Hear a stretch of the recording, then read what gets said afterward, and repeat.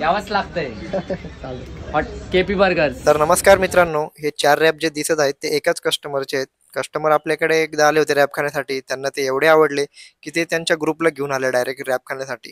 4 rap 4 ice tea अशी order केली होती मित्रांनो. त्यामुळेच म्हणत असतो क्वालिटीला मेंटेन केली पाहिजे, कारण कस्टमरच आपली ॲडव्हर्टाइज दुसऱ्यांपर्यंत पोहोचत असतो. जर त्याला आवडलं तर तो 4 लोकांना नक्की सांगा. तर नुसते रॅपचेच ऑर्डर येत होते कंटिन्यू. कल्याणनगरवरून ऑर्डर होती सरांची. सॅटर्डे असल्यामुळे मी कॅफेवरच थांबलो होतो आणि आकाशलाच पाठवली होती ऑर्डर घेऊन. आज आपण 4 ते 5 ऑर्डर डिलिव्हर केल्या. लोहगाव, विमाननगर, कल्याणनगर.